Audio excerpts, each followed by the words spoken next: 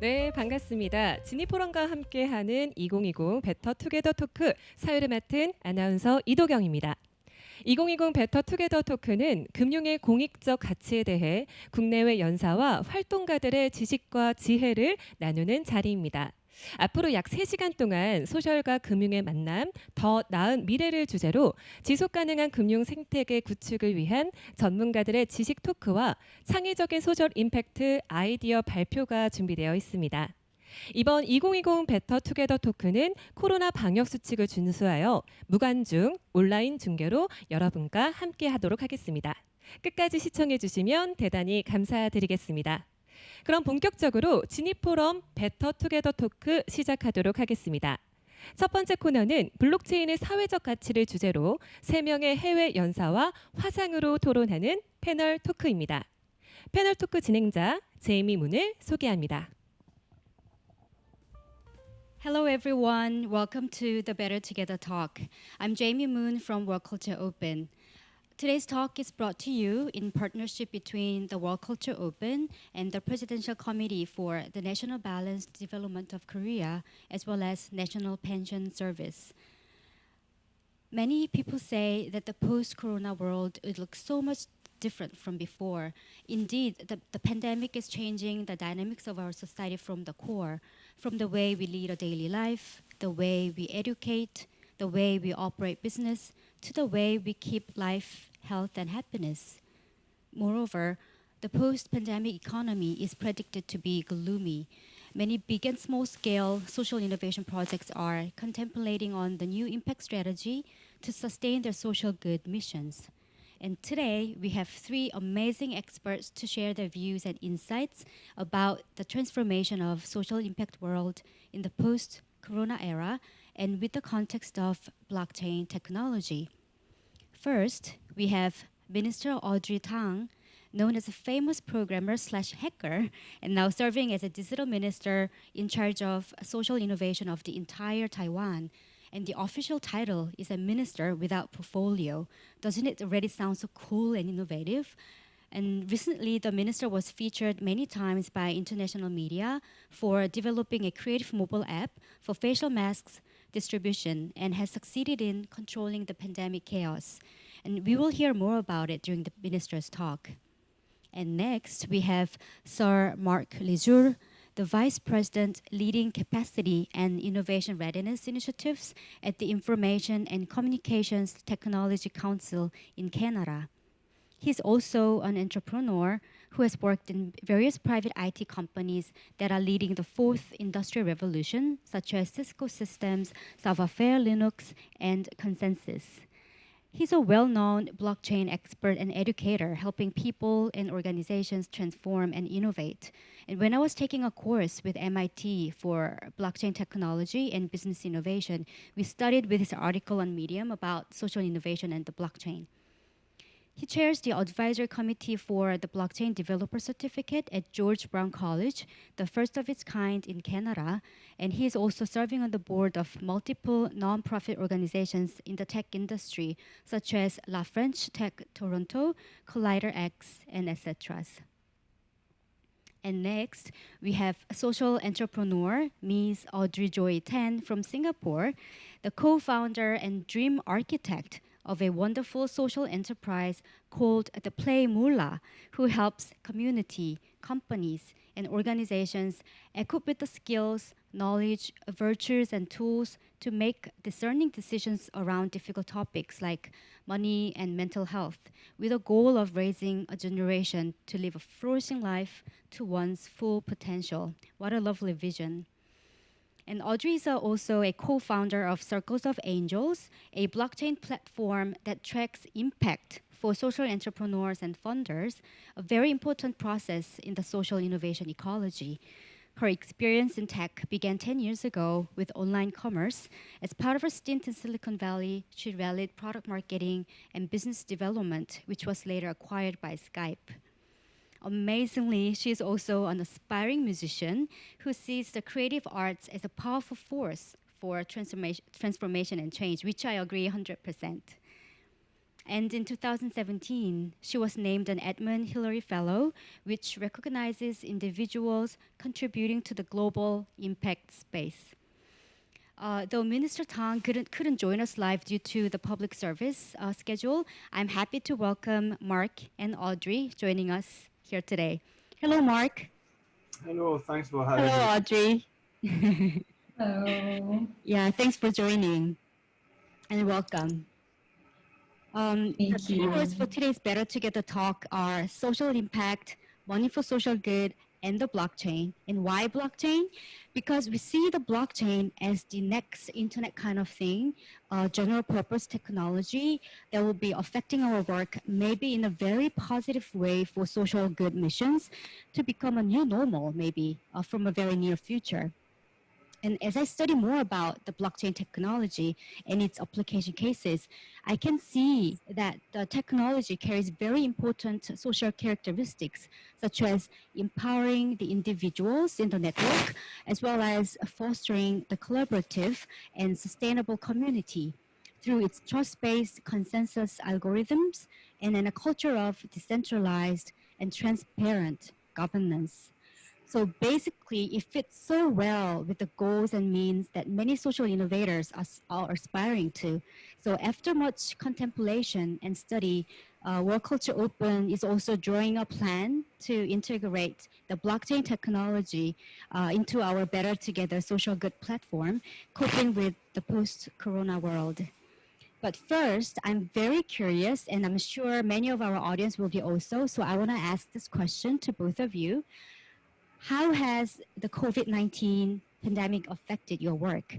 And how do you foresee the post-pandemic world in terms of the context of this social impact project or the adoption of blockchain technology? So Audrey, I want to ask you first, like, how do you go about during this ongoing pandemic situation?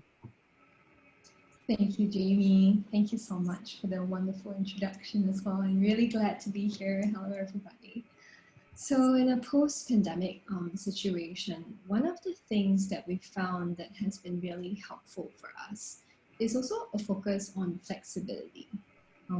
Part of the reason for why we say this is because, a lot of our social enterprises, and even for us as a business, when we have certain plans and aspirations of what we want to do, we end up realizing that some plans may not necessarily happen in a post-COVID world. And what this means then with flexibility comes new ways of responding to the crisis. So I'll give you a very concrete example. One of our companies that we work very closely with to trace and track impact is a company called Stratific Care. What they do is dengue prognostics for severe dengue cases. And what actually ended up happening was a vision to really start to pilot the different types of test kits that they have. But what actually ended up happening was in the midst of this pandemic, the company and the teams and the founders decided that they had to respond to the needs of the crisis in the interim. And what that meant was that the companies ended up securing and procuring masks and PPE equipment actually for the region. And that was something that they could respond immediately as a company who had access in the healthcare space to really do something meaningful. And one of the lessons I learned is that, as part of the ecosystem of funders, social network innovators, the support for entrepreneurs like that to really rally on them to say, okay, speak to this person in Pakistan, this person in Indonesia to get access to the help they need was something so critical for us to respond as a society.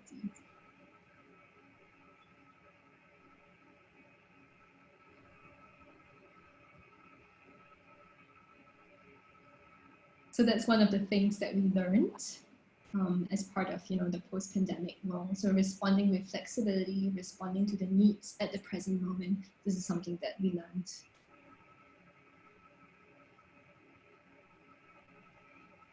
Great, thank you. And how about Mr. Lijour, how about you? Thanks for having me, and I'm sorry to hear that you had a little spike in Korea recently, so I'm really sorry about that. And for Canada, I know if it's a little consolation, we've not been doing very much better than that. We actually had about 100 and maybe 6 times the number of cases you had in Korea, but everything seems controlled at this point in time.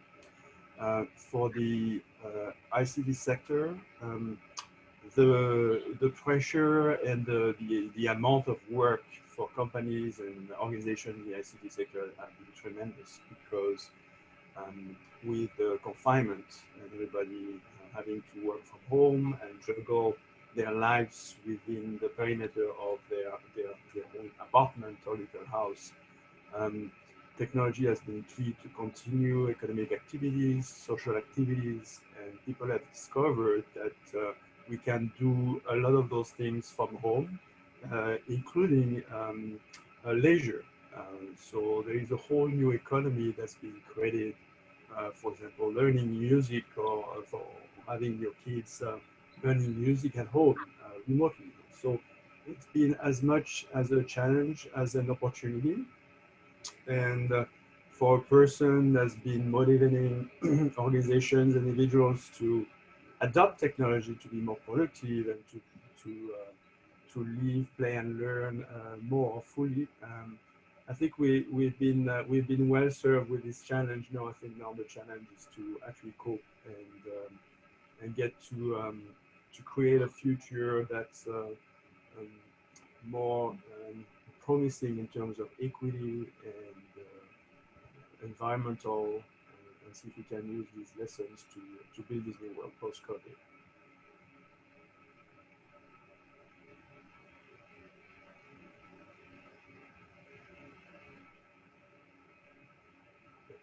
That would conclude my comments. I don't know if you can hear me.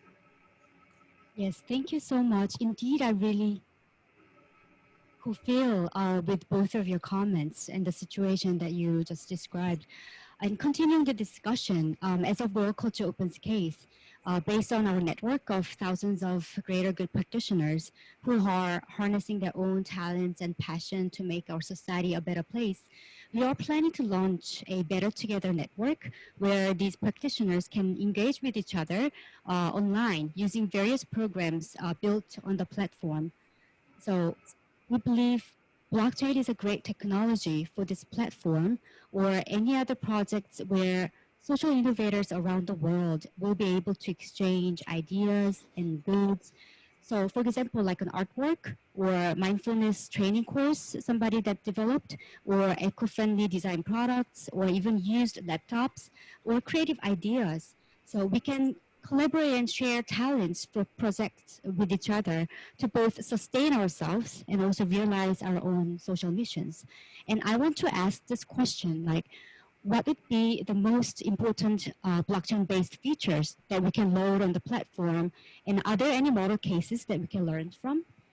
And we have two experts to answer this question. First is Minister Tang's advice. So Minister is going to tell us a very concrete model case where the civic partners and government has collaborated for the social good with the possibility of using the blockchain technology. So please watch the following video.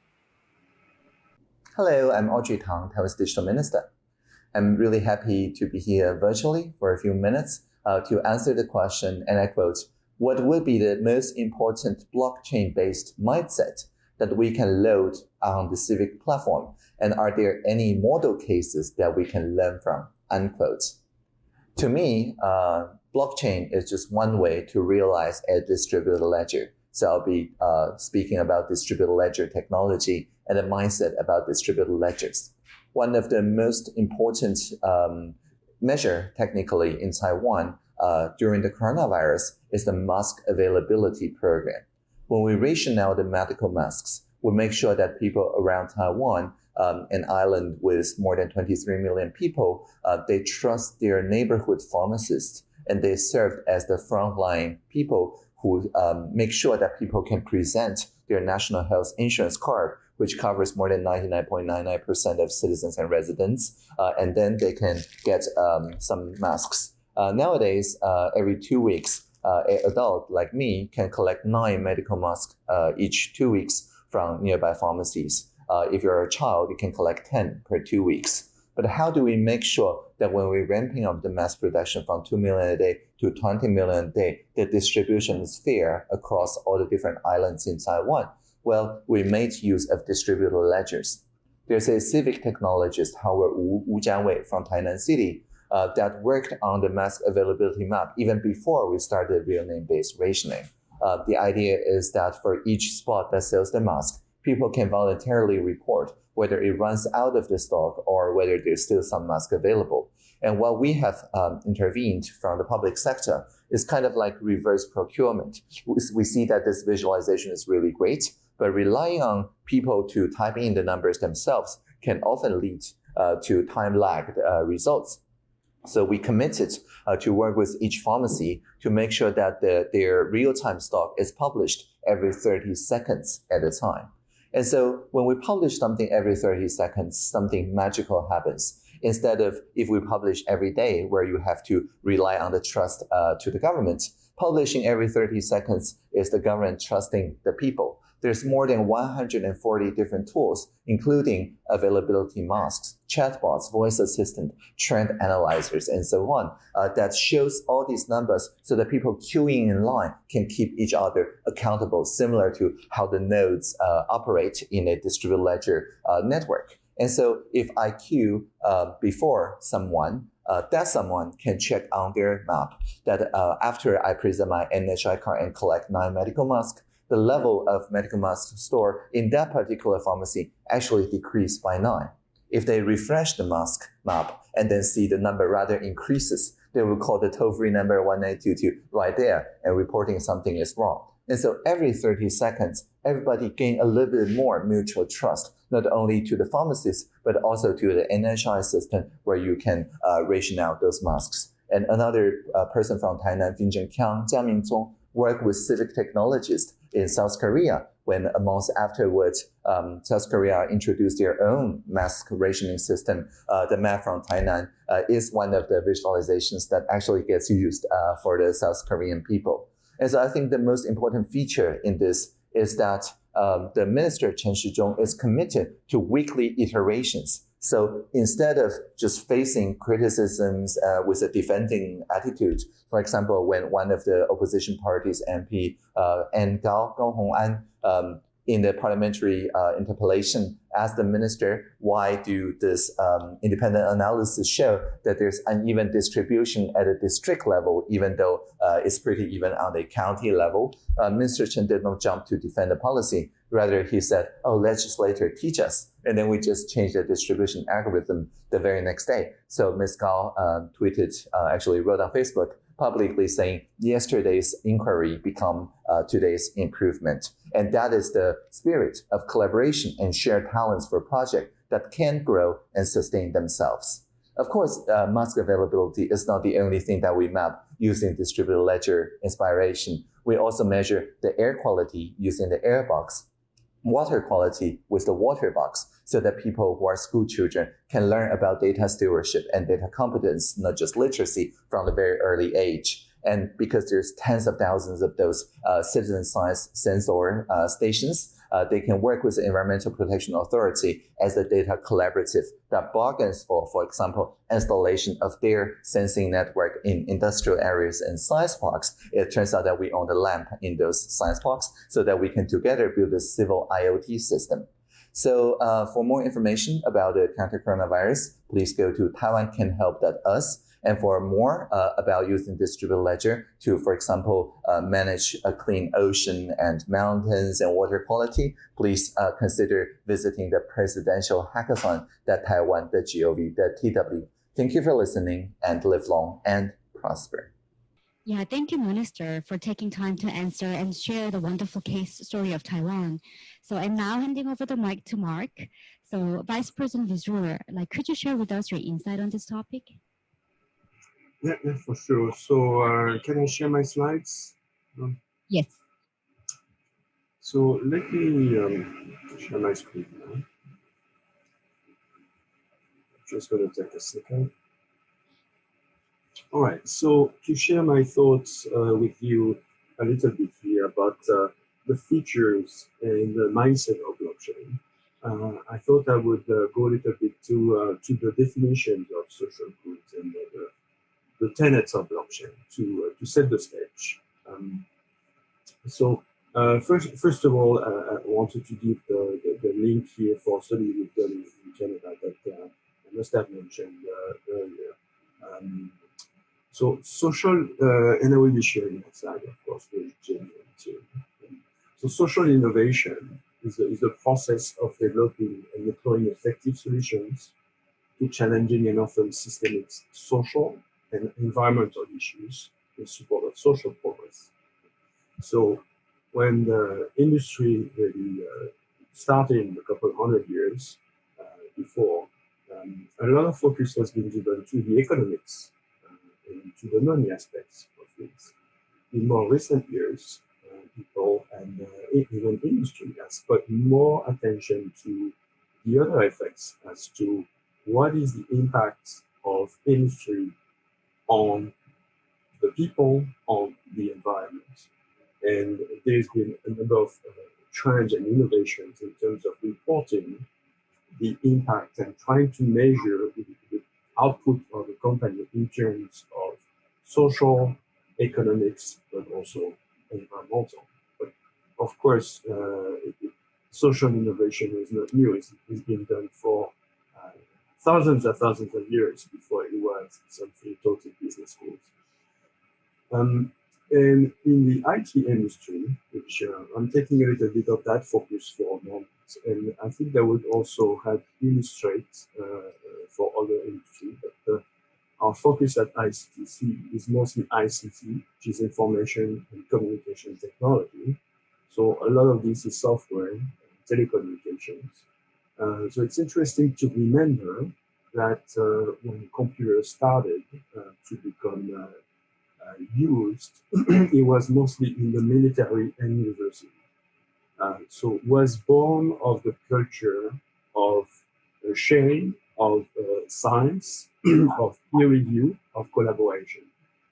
And it will continue in the 60s and 70s in those labs where you have, for example, in MIT, there was this tradition in the 60s and the 70s. You'd buy a computer, you'd buy basically iron. So you almost buy a computer by the pound, and it would ship with the software with it.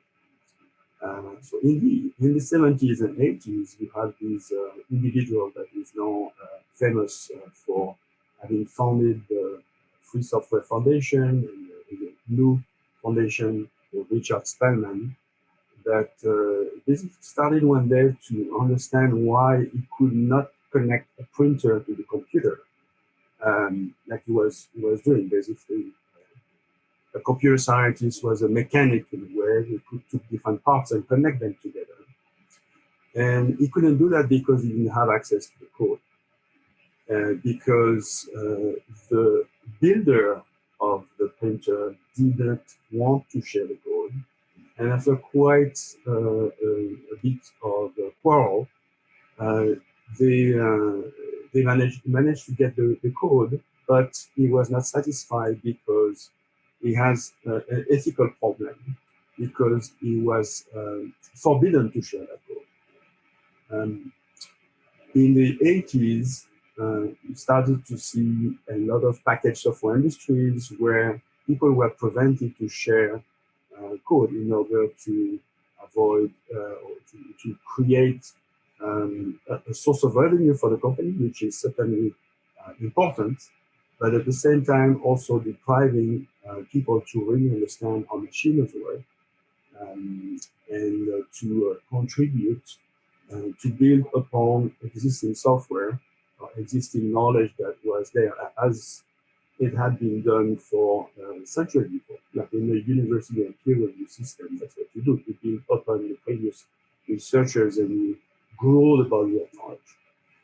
So this free software and the concept of open source that derive from it, and later start to roll into other fields, Wikipedia, and sharing commons, and then later on you have open farming, open everything, where people share best practices, tips, and the maker movement also is coming out of there, which is becoming really interesting because sharing knowledge is one thing, but the important point with technology is that it's everywhere.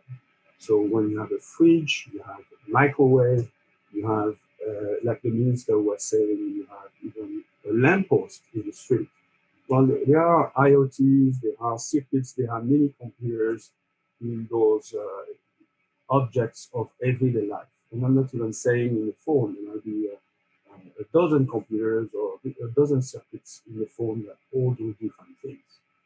The point is that we're living in a world that's becoming intensively digital, and the fact that we don't have access to the code becomes a huge issue in terms of controlling our own life as a democracy, as a citizen, being able to trust the kind of infrastructure you have, how voting is done, how banking is done.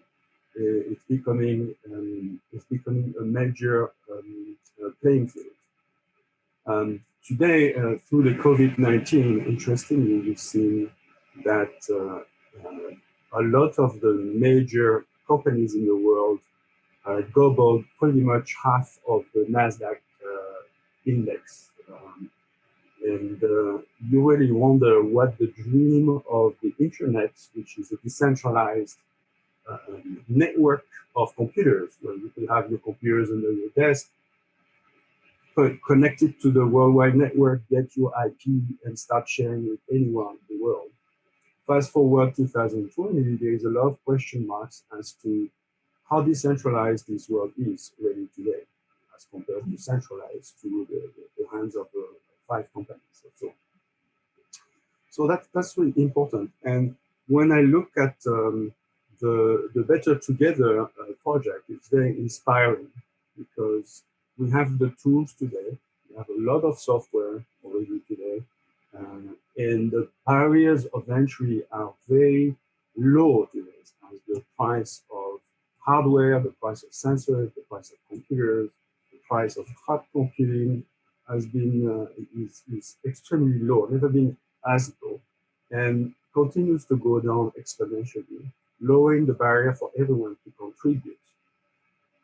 In Western society, there is a saying that says, if you are an alchemist, alchemists they transform lead into gold. Right? But there is this saying that if you want to transform lead into gold, you need a little bit of gold to start. And the idea behind this is that to start something, you only need to have a little of it, which in the digital world means we already have the software, we have operating systems that are free, we have hardware that is accessible, we have tons of programming languages that are open source or free. And so is the blockchain. The blockchain has been created on top of this spirit of the internet and the blockchain, a decentralized world where every node is independent, fully decentralized, autonomous, and can share with all the other nodes. The blockchain is a set of software that anyone can install, can download for free, install for free, connect, and start to operate a network that sits above the level of the internet. It creates a network that uses the internet to connect but provides some kind of added value. And it creates some kind of an internet of value, actually, by making sure that when you send value to this network, it doesn't get copied or duplicated. The example, the common example, if you send $1 and somebody takes your dollar and makes $2 with it, then it totally cancels the value of your dollar. If you can just copy and print it or photocopy a dollar, then it doesn't mean anything anymore.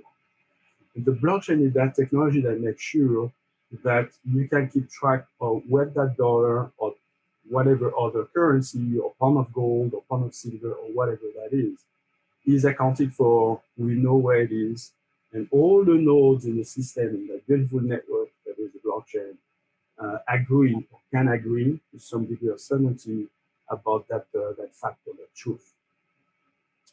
So I selected about four main features here. The one for blockchain is the grassroots origin that is coming from that spirit of sharing and open source and free software. And that's the basis of freedom and trust for all the rest. The consensus building of blockchain is a technology that makes all those nodes agree, connect, discuss, and finally find some kind of a consensus among each other. But another magic with the blockchain, beyond the technology and the consensus algorithms, is also the economics and the game theory behind blockchain, where you have an incentive to take a side in a bet, in a dealing with.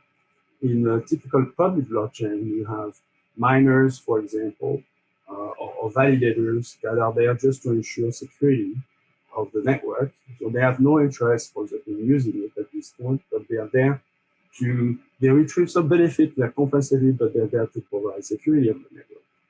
So interestingly, in any kind of human network, there is always some kind of exchange. Even when it's not money exchange, there is a knowledge exchange. And with the knowledge exchange also comes reputation exchange. So when we receive something from someone, then we also acknowledge that someone gave us something valuable, and we upload some kind of reputation to that person. And finally, there is the notion of trust. As this internet of value, it is a system to ensure that the code will make sure that we can trust each other, and then this value is not lost or is not misused. So we are sharing expertise, we are sharing code, we are sharing actual digital assets that could be represented in the blockchain, that could be physical assets, or could be also like a gold, or could be a book, it could be intellectual property, it could be anything. And as we receive a lot of knowledge from people that have been doing this before us, and we can build from there. So we actually capitalize and we construct upon each other, helping each other as a humanity to progress, not reinventing the wheel all the time. But we also get this reputation and this value that might not be an economic value, but another kind of value that also valuable and contributes to a better and more sustainable world. So in terms of, to conclude with that, there are so many applications of blockchain that is being used for social good. Could be into carbon monitoring for the environment. It could be sending money in war zones. It could be helping students to get some kind of education. It could be making sure the fish that are taken out of the sea are the right fish and not, not the fish that is forbidden to fish and to label something else. So the provenance of food in the Western world has become very, very important as people are getting sick, and we're seeing food poisoning that's also important. So there are so many applications that we only just scratch the surface. And I'm going to leave you with these thoughts. And thanks again, Jamie, for this opportunity to share with everyone.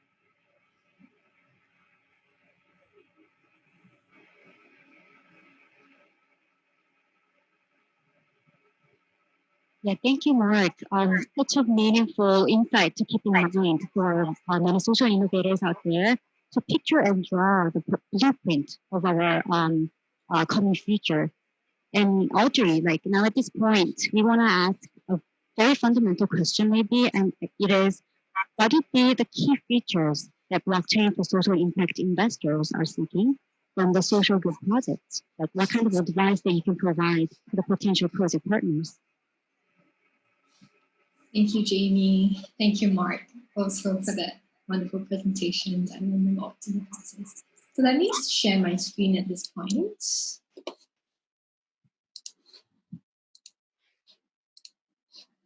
All right. So I love the title as well, Better Together, because that's really a testament to societies becoming better as we begin to collaborate and also to really deeply listen to one another. So the topic that we'll like to address a little bit today, the question, is what some of the key features are that blockchain for social impact funders are seeking, and what kind of social good projects, what kind of advice and support we can actually share. So I'll share a little bit from my perspective as a social entrepreneur and share a little bit of a case study around some of the work that we've done. And a lot of what we've done in the blockchain space is really work in progress. And I really love what the minister said, that yesterday's inquiry is today's improvement. So I really believe that this experience that we've had in this last year is really a result of many inquiry and many questions. So the quality of the questions will essentially determine the quality of our answers. And so thinking a little bit about the quality of the questions, right? What are some of the problems that social entrepreneurs or social innovators actually face? And what's the larger problem in the world that we're experiencing? So we know that, with poverty and inequity as part of the UN Sustainable Development Goal number 1 is no poverty. And it's really quite unthinkable to consider that actually 700 million people in our world actually live below the international poverty line, which is defined as $1.80, I believe. And coupled with that, social entrepreneurs in developing countries have goals identified, but oftentimes resources are inequitably divided or inequitably allocated. At the same time, we also find that funders also have a deeper desire to do something about that, but they don't really know where to go to find these entrepreneurs. They don't really know how to trace and track impact because there's so much work and word around impact that's been thrown around these days. And also the question of how do you do due diligence for the social enterprises that they want to fund, and how do they trace and track impact?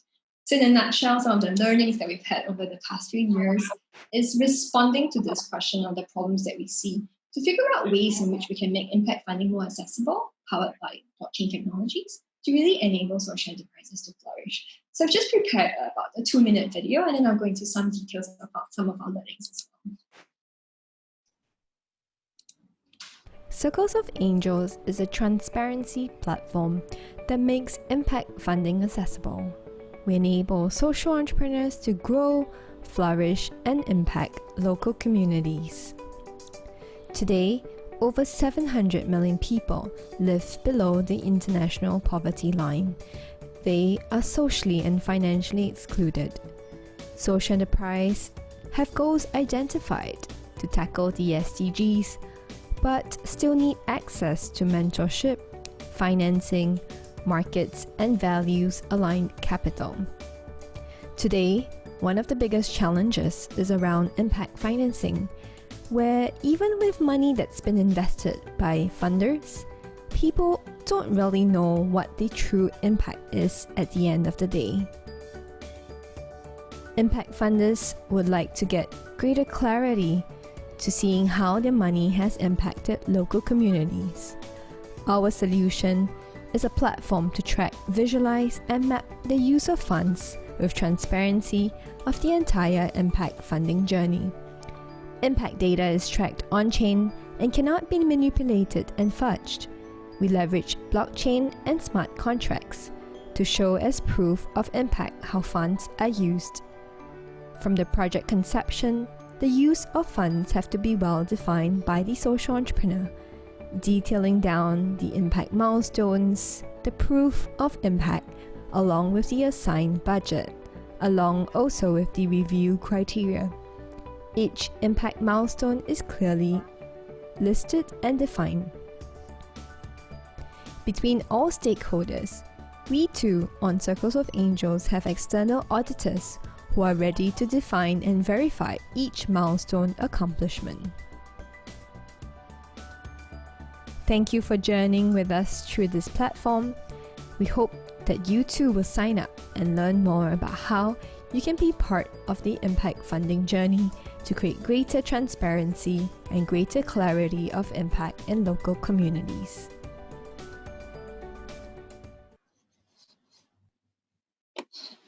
Okay, thank you for watching that.